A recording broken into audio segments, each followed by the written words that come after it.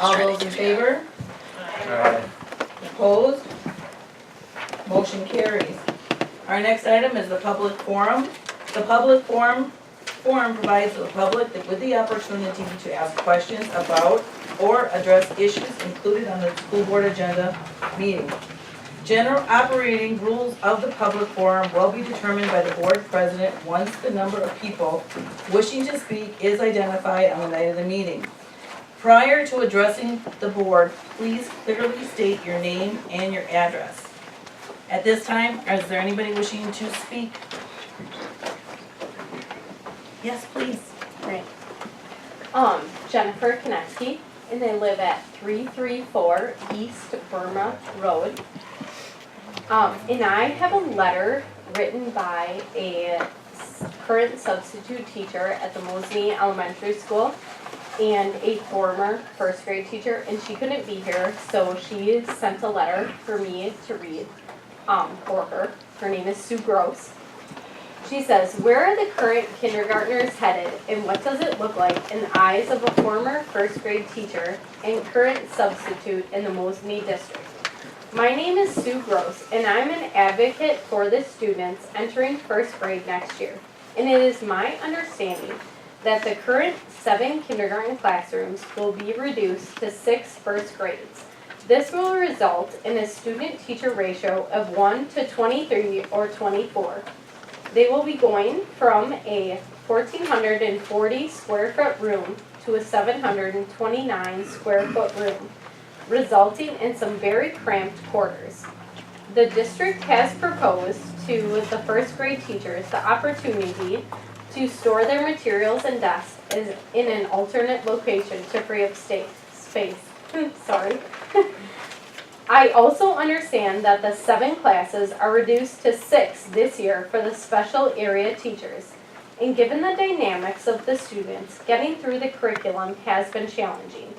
I came to the district in 2005 where a math curriculum was in a binder and reading instruction was a basal program. I witnessed reading recovery departing the district and I am delighted it's been revived. The district has a qualified staff, strong established research-based curriculum with support for new interventions, math and reading support, data-driven instruction, and a strong commitment to academic growth for all students. In my personal opinion, large student populations and small confined classrooms and unnecessary stress to both the teacher adds unnecessary stress to both the teachers and students. The strengths the district have will suffer stress, thus diminishing their impact. There will be less math support as a result of not replacing the math coach. Getting through the curriculum may be more challenging and there will be less time in differentiating instruction. There will be an increased demand for Title I services and there will be a wider range of achievement resulting in more reading groups with no increase in the reading block time. The emotional well-being of students and staff will also suffer. I'd like to see the district maximize their strength by committing to 1 additional first grade teacher to serve the needs of the students. Clarify me if I'm wrong, but I understand that the 7th kindergarten teacher was hired this year to rotate with the large class. In closing, Sue says, my experience tells me that if there are 7 kindergarten classrooms this year, you will need 8 first grade classrooms to maximize student potential. Thank you. Is there any else out there that would like to speak at this time? Oh, go right ahead. Megan Stankowski, 1081 Gosh Drive. I hesitate to say anything because my voice sounds so good. No, I'm just kidding. I don't want to ruffle any feathers or hurt anybody's feelings or make it seem as if I am not grateful. I am so grateful for every single person in the district. However, I have a daughter in kindergarten and I go in on Friday and volunteer. Therefore, I've seen, firsthand how hard every single person in the school works not only the staff, but also the kids. Sorry, and I feel like if we're going to continue to ask so much of children, you know, for example, I did not start going full day until I was 6. Now we have 4-year-olds going all day. But if we are going to continue to ask so much of them, then it's our responsibility as adults to make sure that they are in an environment where they will be most likely to succeed. And I think a 700 square foot room with the upwards of 24 kids is not, probably not going to be the best environment.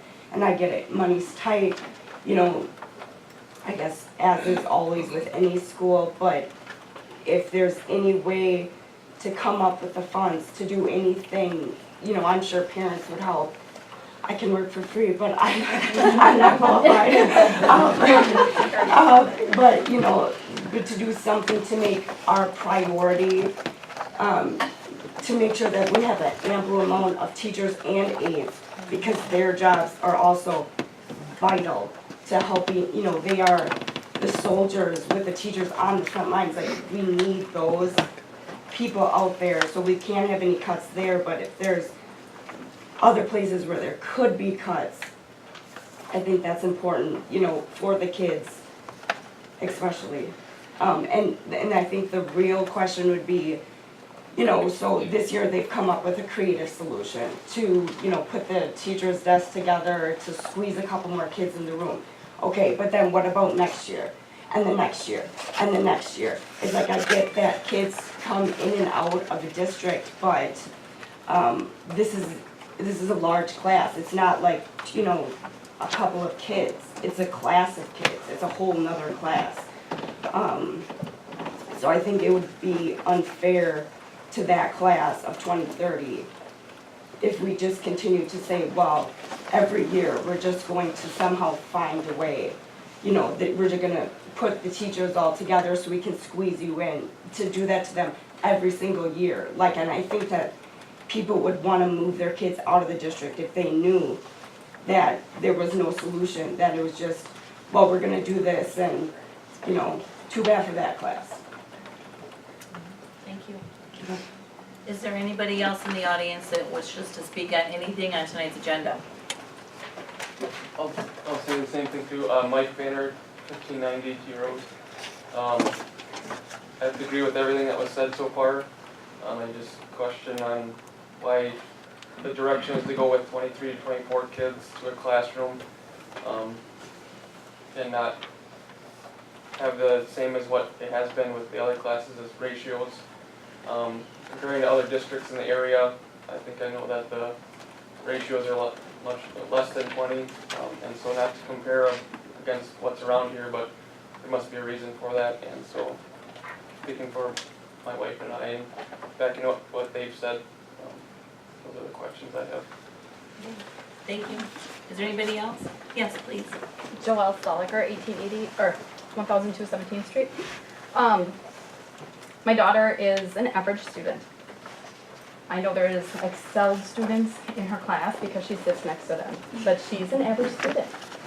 So the things that come across her, come home, aren't always right. Why?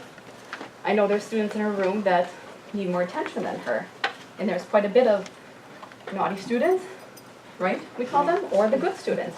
So what happens to our average student? And next year, she goes into a bigger classroom. She's going to be that average student. And I was an average student. We get looked over. We get, you can do it. She's very independent. So this independent average student is just going to keep on sliding through because we don't have the teacher to sit there and work with her. And I guess I just want more for my daughter than that. And I don't know how many IEPs there are for this class, but if you talk about how many IEPs there are right now, and then you go to next year and you're putting more into a classroom, I start to get a little worried and concerned. And I think we have to talk about what we want best for our children, and you have all had children, so I think we really need to think about this. Thank you. Anybody else? No? Oh, sure.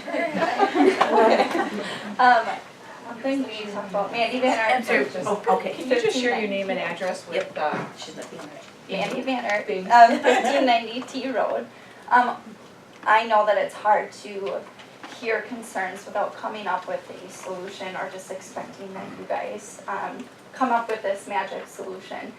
But one thing that I know that we have brainstormed, you know, we saw the extra 4K class come into the Mosinee school because of our class being so big and there wasn't enough students or spots in our site to fill all of these kids. But if that's not the case for the class coming in, could we use those resources to possibly fund a first grade teacher? You know, you already have a teacher and an aide. You know, those funds are available. So if we could maybe roll that into a spot where it's necessarily needed, because I know that other 4K sites have taken a financial hit from not having their capacity. So just an option. Thank you. And is there anybody else? Okay. Seeing none, we will move on to item 7, old business, and update of the Mosinee athletic cost.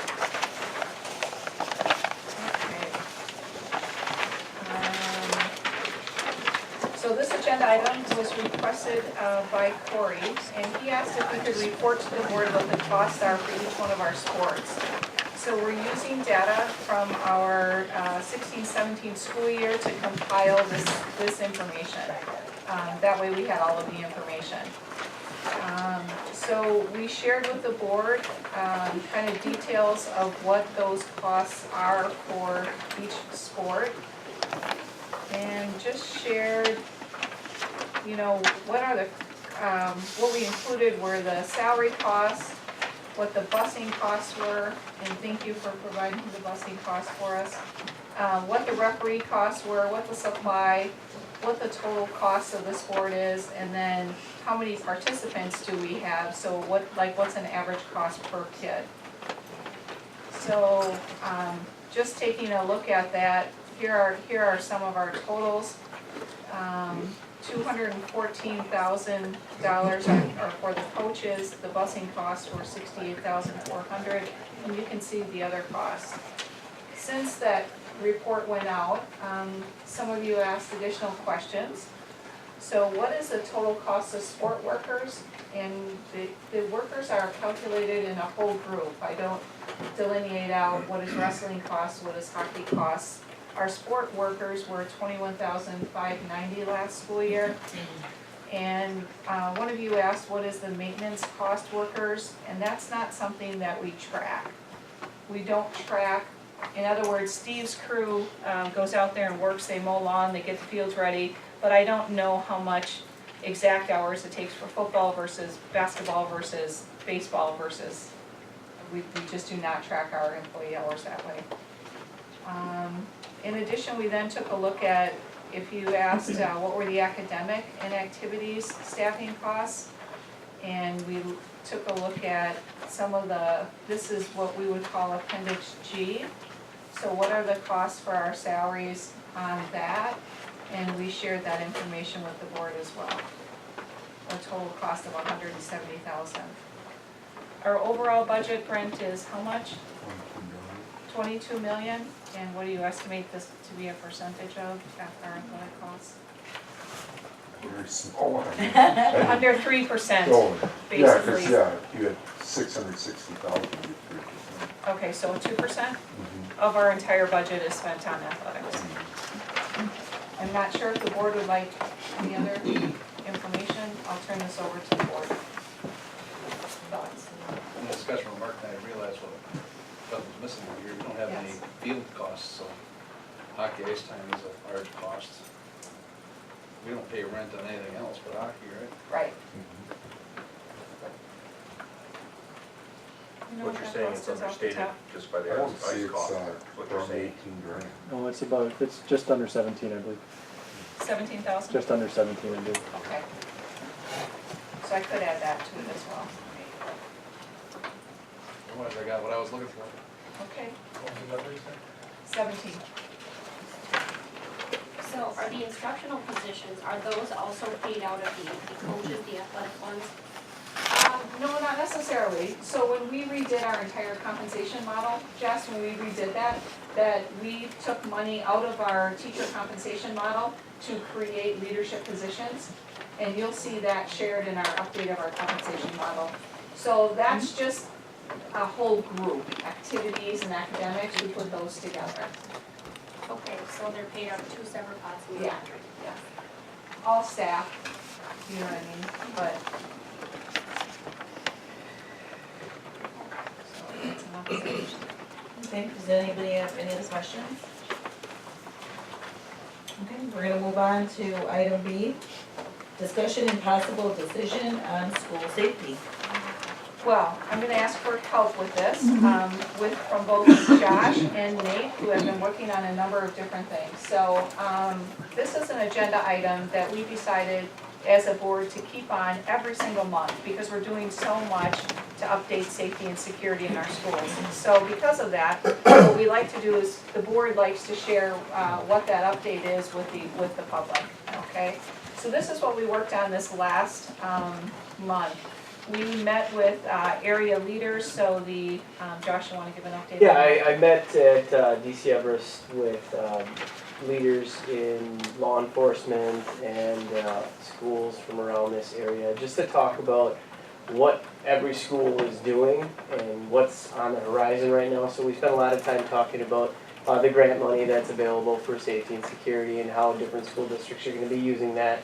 Also discussed putting together a task force of different school leaders from around the area, mental health workers, fire and rescue, and law enforcement, to come up with some guidelines that hopefully districts can use in conjunction with each other, so that everybody's kind of working on the same page. And so Chris Gilmore from DC Everest was going to start putting together that task force, and I had mentioned that if we're going to do this task force, that it shouldn't just be, let's put this group together, let's come up with a plan and then not meet anymore. So it's got to be kind of an ongoing monthly type, or at least quarterly, of this task force coming together to make sure everybody's all on the same page. So it was a really good eye-opening experience, and everybody kind of came to the table with some ideas, and we're going to continue to keep moving forward with it. One of the things that the mayor had said when we got together, Mayor Jacobson, is that he would like that fire and rescue and for us to be a more coordinated effort. Because here in the city of Mosinee, we have the city of Mosinee, we also have Marathon County of Cronin-Wetter that respond to issues, so to get us all on the same page. The other thing that we did after our consulting with Ted is we scheduled to take a look at what type of software could we have on phones and could we have electronically to house our crisis plans and our response. So a team sat down and took a look at Crisis Go and Navigate Prepare, two different softwares.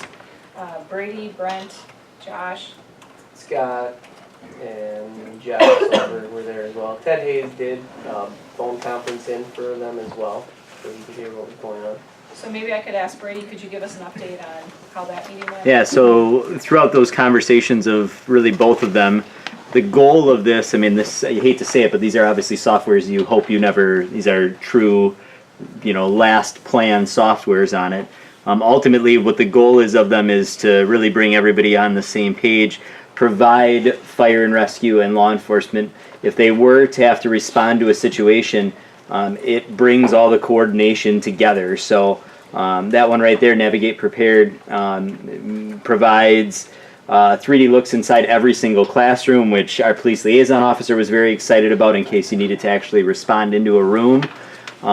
They offer the ability to coordinate. One of the things that the principals were excited about is it allows you load your rosters in. So we would essentially load our Skyward rosters of students in, and it has, on the back end of it, it's built in to help control where students are. One of the worst things in these situations is always kid was in a bathroom and somebody grabbed him and we don't know where they are. Really, essentially, the software is built so it keeps track of every kid in your school, and then as, let's say, a kid is grabbed into a room, that teacher puts out there that I grabbed Billy Smith and Billy Smith shows up on my roster, his teacher is then notified that Billy Smith is accounted for by this teacher. So there's a whole lot of positives to it, in addition to just being a repository for all of our safety information, our guidelines that we have in the district.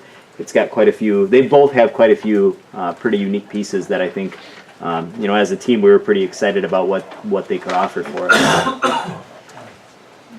So the next, so reviewing that, taking a look at all of that information, what are the costs? How could we implement this, is kind of the next step of the team. In the meantime, Brent also contacted Systems Technology and today, and tell us what you're doing with that. Basically looking at electronic door entry, fingerprint entry, cameras at the door that they can buzz parents in at appropriate people, magnetic or electronic latching, where you can basically have the building program to be open from 7:30 to 8, the doors, and then they'll automatically lock by program. Door monitoring, so if a door is ajar, they would see it. That was something that Ted spoke of. You don't want doors hanging open, and this would be something else that would be covered. One of the exciting things was the fingerprint. Remember, Mark, you're concerned about the swimming? What we could do is get a roster. Brady's team would do the fingerprinting, and then that swim member would be fingerprinted to be able to go in and go through to that. So to, truly eliminate the need for cards, which other schools have struggled with, because you leave your card at home, and also the second piece is cards can be handed out and somebody can take somebody else's cards. So you eliminate both those things by doing a biometric scan like that. That's kind of the next wave of what schools are moving to. And the other one I want to mention that Brent said, which is a big piece, is we have cameras obviously on our doors, but what this extra layer would add is cameras so that a secretary or someone designated in the building could physically see before that person gets buzzed in directly who that person is standing there, and be able to have a visual on them before they allow them into the building during the day. And talk to them. Yep. So one of the things we've learned about is we also had Dick Peterson come and do the measurement of the entrances to get shatterproof glass on each of the front doors and get a price on that. We also learned a lot more about the Wisconsin School Safety Grant that you've probably heard about on the news, the $100 million that the governor has given us. And we learned about details of that grant. That grant is due June 8th. Brent is writing that grant right now and went to a couple different meetings and webinars on the components, what does that grant get, what's the criteria for that. And one of the things is that we can't be, like, if today the board went and bought that crisis software, the grant wouldn't cover it.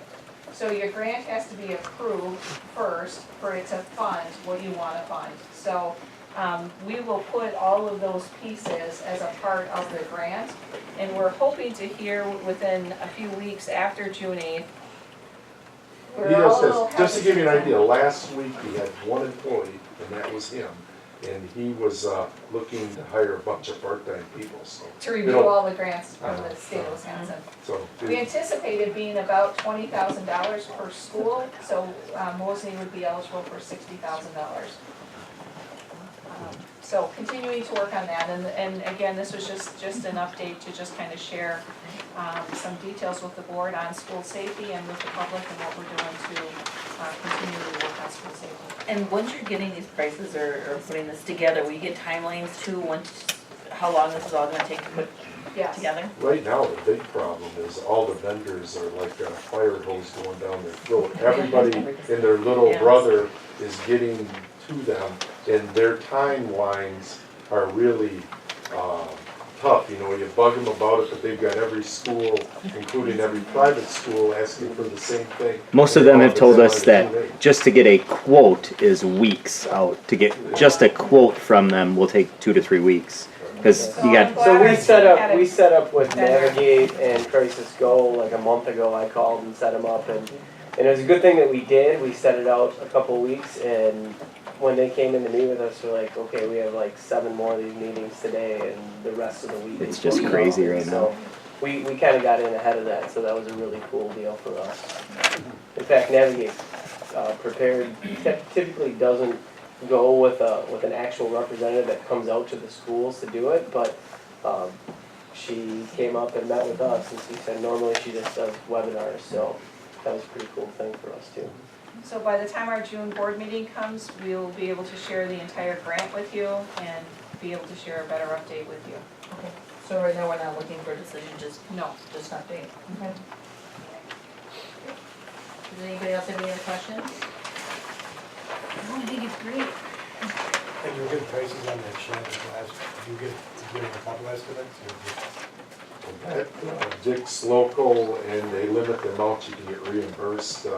I don't really have another person. Dick is one of 3 premier or 3M dealers in the state, so I guess I'd rather stay local if I could. Okay, I just wanted And I quite frankly think if you tried to get somebody from Milwaukee to come for 3 front doors, when there's so much business across the state, Mark, I think it'd probably be like, I didn't realize there's only 3. yeah, for 3M there is. Because Dick is one of the premier ones for 3M that they do it, so, and he's got it on site as truck copies. Our next item, discussion, staffing and class sizes for the 2018-19 school year. So this is an agenda item that we shared back in March because we like to be able to share how do we do our staffing and how do we determine staff layoffs and how do we determine really our budget. So we took a very close look in March and shared with the board a little bit about what our class sizes were going to be, and not only in our elementary, but really all the way through. We also shared some enrollment changes over a 10-year period, and I guess I could just have maybe Brent do a little summary if I could ask you what you shared with us about the enrollment, and I think I have that right here, if you don't want to talk, Brent. Yeah, basically what's transpired, and you've heard it through the budget presentations, we've lost 109 kids over the last 3 years. So that translates into $1,076,000. So when we have an opportunity and we have to balance the needs of the kids and the budget, but if we have opportunities to reduce costs, and as business manager, I'm not telling you what costs to reduce because I'm not an education expert. I'm just telling you that when you've lost 109 kids, you have to have things that you're willing to give up. Otherwise, you end up in a situation where you're forced to do layoffs, and I've only had once in the time I've been here, and that was the first year I got here where we had to actually lay people off on any degree, and it was very contentious and not very much fun. And fortunately, through good fortune with our enrollments, good fortune with boards not overcommitting, we haven't had to do that. But when you have retirements, you need to look at what the opportunities are to reduce your costs in light of what's happened to your enrollment. So tonight, we heard a little bit more about first grade. So just to share with the board, in August, we had the following class sizes in first grade for our 6 teachers. So when we took a look at what are those class sizes going to be in August of 2018, it is an additional student in each classroom. And in one of the classrooms, it's going to be an additional 2 students. So each one of our first grade classes is going to have an additional student next year. And you heard some concerns tonight about the space and the classroom space. So we went over to work with the first grade team and our elementary principal, Katie Colwell, and I sat and looked at what could some of those solutions be. And I believe we have come up with some solutions for the first grade classes. Some solutions we threw out, you know, like moving our first grade classroom down by the kindergarten lane. We dismissed that one, even though it's a greater square footage, that meant that not all of our first grade teachers could be together, and that's important to them. Because they share and they collaborate and they work so well together. So when we looked at all of the needs that we have, we did back in March and in February make that decision to go forward with the class sizes as we have them. Some of the solutions we talked about with the team was to restructure the classrooms, look at some different furniture that would allow that space to be utilized a little bit more effectively, increasing adult assistance during small group times, adding a special education classroom on that second floor to support those student needs in a close proximity, and to work with Amber Garvey to have that increased classroom support for reading and making sure that our schedules had that support. When we sat and talked, we talked about a lot of things. We talked, as Brent would put that budget in front of us, we talked about an entire pre-K-12, what's a solution for us? We talked about a lot of solutions. Could we reduce 3 elementary aides to come up with the price of a teacher? Well, that meant that our teachers would be on recess duty and lose that prep time that they need. We also really value that adult support in the classroom, so that wasn't a good solution. This is only 3 things that we looked at, but I will tell you our conversations were broad and we talked about a lot of ideas. We have made other staff reductions that included our school to work coordinator this school year retired, and we are not replacing that individual. We are not replacing our math coach. We are not replacing the business teacher, and we are not replacing a part-time English teacher. So there are other reductions that we have made, and that's all due to that $1 million deficit that we see, less income coming in for our class sizes. We talked about, could we rearrange staff and maybe make one staff member, could we take from somebody, rob from Peter to pay Paul? Better words to say, I'm sure, but, and we just could not find that, and this became our best staffing solution. We looked at very closely at our high school class sizes this school year, and Nate's high school staff team just did a remarkable job in reducing some of our classes. But we do have classes that are lower, and we've agreed as a high school staff that we want those experiences for our kids. We ran a AP chemistry class that had 8 kids in it. But we also knew those kids would never have that opportunity without that, and we were trying to grow that program. Next year we have more. We look at our welding classes, and those classes are small class sizes simply because of the environment. We look at our construction class and building the houses, and we thought, should we cut that class to be able to do smaller class sizes over here? I would say that your staff worked, your department leaders worked really hard together to make sure that our kids still had lots of opportunities and that we weren't, I would say, decimating some of the high school classes. Staffing's a big decision. It's something that we start in December, pre-K-12, and look at staffing and different ways that we could do things differently. We believe that we've brought forward the best for our kids, and all of our kids, a staffing proposal. If I had a lot of money, I would do things, of course, differently. I would have more than one counselor servicing the needs of 700 kids at the middle school, especially with the mental health issues we have. I would not have 7th grade have 28 sitting in the math class. But we are currently in the financial situation that I can't continue to increase our costs.